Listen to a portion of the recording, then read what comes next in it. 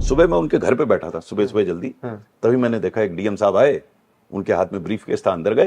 तो जो एक्सप्रेशन मैंने उसके देखा चेहरे पर, उससे मुझे लगा कुछ गड़बड़ है। डाउट हुआ।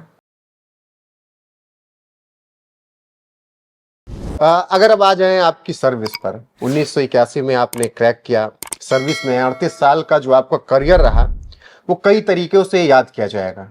कठिनाइयां क्या रही इन 38 सालों में आपके लिए? कठिनाइयां बाहर से तो कोई भी व्यक्ति होगा, कोई भी कार्य करेंगे आप, उसमें कठिनाइयां आएंगी, कोई कार्य आसान नहीं होगा। लेकिन मैं समझता हूं कठिनाइयां मेरी आंतरिक थी, मेरी अपनी समस्याएं थी। बाहर की समस्याओं को मैं तो कुछ कर नहीं सकता था, उनका जो थी वो थी। मुझे अपने को सुधारना था, अपने को उबारना था। जब मैं अपने आप को समझने लगा तब रास्ता आसान हो गया। शुरू में कठिन था, कठिन कई प्रकरणों में था। किस वजह? पहला कठिन यह था कि मेरा जो दृष्टिकोण नेताओं के लिए था, जो कि अपनी मैंने लास्ट पुस्तक में लिखा, एनकाउंटर्स विद पॉलिटिशियन, मेरा जो दृष्टिकोण नेताओं के लिए था बहुत ही गलत था। मैं समझता था सब नेता बदमाश हैं, ये देश की जितनी समस्याएं नेताओं की वजह से। तो कोई भी नेता मुझसे मिलने आता था तो मेरे वो प्रेजुडिस से मैं मिलता था, इससे मेरी लड़ाई भी होती थी, उनसे झगड़े भी होते थे। धीरे धीरे मेरे समझ में आया, ये 8-10 साल लगे मुझे समझने में, कि भाई नेता भी इसी समाज का अंग है और एक महत्वपूर्ण भूमिका अदा कर रहा है। उसकी अपनी सीमाएं हैं, लोगों की उनसे अपेक्षाएं हैं, उसके तहत वो काम करते हैं। तो मैं नेता का तो कुछ बिगाड़ नहीं सकता, न बना सकता हूं, अपने आप को थोड़ा परिवर्तित करूं। तो मैंने नेता को समझना शुरू किया और इस समझ में मुझे ये समझ आया कि हर नेता और प्रत्येक नेता पूरा खराब नहीं होता, कुछ अच्छा होता, कुछ खराब होता है। जैसे कोई भी व्यक्ति होता है, मैं भी कुछ अच्छा हूं, कुछ खराब हूं। हर व्यक्ति में कुछ अच्छाई होती है, कुछ बुराई होती है। हर व्यक्ति की कुछ मजबूरियां होती हैं। तो मैंने फिर धीरे धीरे कुछ सिद्धांत बनाने शुरू किए अपने लिए, जिससे मैं नेताओं को अनावश्यक रूप से नाराज ना करूं। जैसे मैंने ये सोचा कि अगर कोई नेता मेरे पास सही काम लेकर आता है जो नियम के अंतर्गत है, तो किस बात का मैं झगड़ा कर रहा हूं उससे? मेरे को तुरंत करना चाहिए उसका काम। धीरे धीरे मैंने करना शुरू किया, तो फिर ये ख्याति बनी कि ये बड़ा एफिशिएंट अफसर है, कर देता काम। दूसरा, अगर कोई नेता नियम के विरुद्ध मेरे लिए काम लेकर आता था तो मैं तुरंत मना कर देता था उसे। नियम के विरुद्ध आता था। कोई वाकया हो आपके पास? तो कई वाकया, एक नहीं, मेरी पुस्तक में वाकया ही वाकया हैं कि किसने गलत काम का मैंने नहीं किया, जिसने सही काम किया उसका तुरंत काम किया।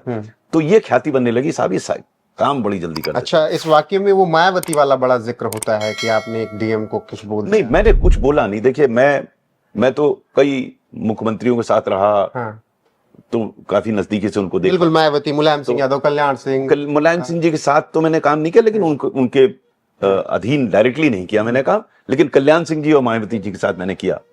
मायावती जी के साथ काम करने में शुरू में मुझे कठिनाई हुई। क्यों कठिनाई हुई? क्योंकि उससे पूर्व मैंने कल्याण सिंह जी के साथ काम किया था, और कल्याण सिंह जी बिल्कुल भिन्न प्रकार के नेता थे। वास्तविकता यह है कि उनके साथ रहकर मैंने बहुत सीखा, और नेताओं को समझने का मुझे यह आभास हुआ कि अच्छे नेता भी होते हैं, क्योंकि कल्याण सिंह जी एक बहुत ही बढ़िया नेता थे। अब उसके बाद जब मायावती जी आई तो मुझे थोड़ा एडजस्ट करने में प्रॉब्लम आई, क्योंकि जब कल्याण सिंह जी 91-92 में मुख्यमंत्री थे, तो मुझे विश्वास नहीं होता था कि कोई प्रधानमंत्री, कोई मुख्यमंत्री इतना ऑनेस्ट हो सकता है, इतना स्ट्रेट फॉरवर्ड हो सकता है, इतना अच्छा काम करने का प्रयास कर सकता है, क्योंकि तब तक मेरा चिंतन बिल्कुल अलग था। तो मैंने देखा उनको, और कई ऐसे दृष्टांत आए जब मुझे समझ में आया कि ये तो गजब का काम कर रहे हैं। लेकिन उसके बाद जब मायावती जी के साथ मैं आया तो मुझे शुरू में थोड़ा अटपटा लगा, क्यों? उनकी कार्य प्रणाली अलग थी। अच्छा। वो उतना उनकी अधिक समझ से वो कार्य नहीं करती थी जितना कल्याण सिंह जी करते थे। कल्याण सिंह जी हर प्रकरण को पूरी तरह समझ के निर्णय लेते थे। मायावती जी समझने का उनके पास समय ही नहीं था। आसपास के लोग हावी थे क्या उस वक्त? नहीं, आसपास के लोग तो देखिए, ऐसा होता है कि आसपास के लोग अपने सुझाव देते रहते हैं, मैं भी सुझाव देता था। तो सुझाव देना अलग बात है, व्यक्तित्व अपनी अलग होता है। तो उनका व्यक्तित्व ऐसा था कि वो बिना बहुत समझे निर्णय लेती थी। वो उनको कुछ समझ में थोड़ा आया, उन्होंने निर्णय ले लिया। तो शुरू में मुझे कठिनाई होती थी। लेकिन ये जो आप प्रकरण बता रहे हैं डीएम वाला, ऐसा है कि जब आप उनके साथ कार्य करते थे तो संयुक्त सचिव या विशेष सचिव स्तर का एक अधिकारी उनके साथ दिन भर रहता था, अलग अलग ड्यूटी लगती। इस पर्टिकुलर दिन मेरी ड्यूटी लगी थी, तो सामान्य रूप से हम वहीं रहते थे। अगर कोई कुछ काम होता तो करते थे, उनके साथ जाते थे किसी बैठक में। सुबह मैं उनके घर पे बैठा था, सुबह सुबह जल्दी, तभी मैंने देखा एक डीएम साहब आए, उनके हाथ में ब्रीफ केस था, अंदर गए। अच्छा, जो डीएम आए थे वो मुझसे 1 वर्ष जूनियर था और परिचय था मेरा उससे, तो हेलो हाय हुई, वो कहकर वो अंदर गए। जब वापस आए उनके हाथ में ब्रीफकेस नहीं था। तो मैंने कहा यार तुम्हारा ब्रीफकेस छूट गया, तब तक मेरे दिमाग में कुछ नहीं आया था, कुछ नहीं है। ब्रीफकेस छूट गया। तो जो एक्सप्रेशन मैंने उसके देखा चेहरे पर, उससे मुझे लगा कुछ गड़बड़ है, डाउट हुआ। अब मैं ये नहीं कह सकता उसमें क्या था, मैंने तो देखा नहीं उसमें, लेकिन मुझे कुछ आभास हुआ कुछ गड़बड़ है। तो मैंने उससे पूछा यार ये क्या, बोले ये कुछ फाइलें लाए थे मुख्यमंत्री जी के लिए। हमने कहा देखो भाई डीएम तो लाता नहीं है फाइल, मैं भी वही हूँ, डीएम तो नहीं लाता फाइल।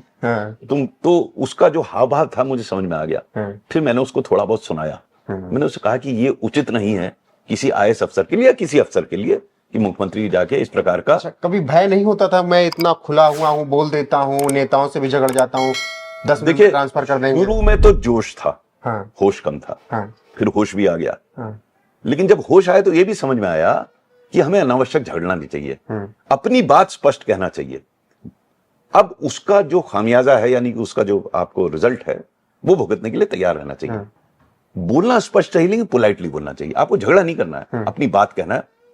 चूंकि आपने दृष्टांत की बात कही, मेरा धीरे धीरे अनुभव बढ़ा। मुझे याद है कि जब मैं नया नया कल्याण सिंह जी के साथ आया था, तो एक दिन मैं मेरा डायरेक्टर इन्फॉर्मेशन था, तो मेरा सुबह सुबह जो मीडिया में छपता था वो जाके उनको मैं दिखाता था। एक दिन मैं पहुंचा उनके घर पे, तो उस समय मुख्य सचिव और डीजीपी वहां खड़े थे और कल्याण सिंह जी थोड़े नाराज लग रहे थे। तो मुझे समझ में नहीं क्या है, तो मैं चीफ सेक्रेटरी पड़ोस में खड़ा हो गया। बात ये थी कि इटावा में बाई इलेक्शन होना था, और बाई इलेक्शन में उनकी 7 बैठकें लगा दी थी, पॉलिटिकल मीटिंग्स। तो नाराज ये थे कि मेरी तबीयत इतनी खराब है, मैं 7 कैसे करूंगा, आखिरी 2 मीटिंग कैंसिल कर दो। जब उन्होंने बात कही तो मुख्य सचिव और डीजीपी दोनों सहमत हो गए उनसे। हाँ सर, आप बिल्कुल, आपकी तबीयत ठीक नहीं, आप 7 बैठकें कैसे करेंगे, और उनके पीएस से कहा कि भाई आखिरी 2 मीटिंग कैंसिल कर दो। मेरे से नहीं रहा गया। मैंने कहा मुख्यमंत्री से, मैंने कहा वैसे तो आपका राजनीतिक प्रकरण है, लेकिन मैं कुछ दिन पूर्व खुद जिलाधिकारी था, डिस्ट्रिक्ट मजिस्ट्रेट था, तो जब चीफ मिनिस्टर आता था जिले में या आते हैं तो बहुत तैयारियां होती हैं, लोगों को अपेक्षाएं होती हैं, आशाएं होती हैं। तो मैंने उनसे कहा कि साहब आप चाहे बोले नहीं वहां जाकर, लेकिन कैंसिल मत कीजिए। लास्ट मोमेंट पे आप जाइए, वहां नमस्कार करके आ जाइएगा कि आप नहीं बोल पा रहे हैं, कोई और आपके बिहाफ पे बोल दे। तो मेरी तरफ उन्होंने घूर के देखा, कहते हैं क्या मैं जा सकता हूं? जैसे ही उन्होंने कहा तुम्हारे मुख्य सचिव मुझे को नहीं मानने लगे चुप रहने के लिए। तो मैं चुप नहीं हुआ, मैंने उनसे कहा, मैंने साहब मेरा काम आपको अपनी राय देना, बाकी निर्णय आप लीजिए। मुख्य सचिव और जोर के को नहीं मानने लगे। उसके बाद 10 सेकंड कोई नहीं बोला। फिर मुख्यमंत्री मेरी तरफ घूमे और बोले, कहते हैं अनिल जी आप बिल्कुल सही कह रहे हैं। जैसे ही उन्होंने कहा, मुख्य सचिव ने अपनी आंख कोनी पीछे खींची, कहा हाँ सर बिल्कुल सही कह रहा है। अब मैं ये दृष्टांत भूल गया था, देखिए मैं दृष्टांत भूल गया था। जब कल्याण सिंह जी दोबारा मुख्यमंत्री बने तो उस समय मैं कहीं और पोस्टेड था। तो 3 दिन बाद, शपथ ग्रहण के बाद, उनका फोन आया मेरे, बोले अनिल तुम मुझसे मिलने नहीं आए। मैंने कहा साहब आप व्यस्त होंगे, अभी मुख्यमंत्री बने, आप जब खाली होंगे मैं आ जाऊंगा। बोले अभी आ जाओ। मैं चला गया उनसे, मैं गया वहां पर, घुसा अंदर, तुमसे कहते हैं अनिल मैं तुम्हें अपना सचिव बनाना चाहता हूं। तब तक मेरा प्रमोशन हो गया था विशेष सचिव से सचिव। मैंने कहा साहब ठीक। बोले पूछोगे नहीं क्यों बनाना चाहते हो? मैंने कहा क्यों सर, आपने सोच समझ के बनाया होगा। नहीं बैठो मैं बताता हूँ। बैठ गया। फिर उन्होंने दृष्टांत जो मैं आपको बता रहा हूँ वो वाक्य को याद किया। देखिए मैं भूल गया था, उनको याद था। उन्होंने कहा देखो भाई अनिल, निंदक नहीं रहे राखिए, मैं तो तुम्हें अपने साथ इसलिए रखूंगा तुम अपनी बात स्पष्ट बोलते हो।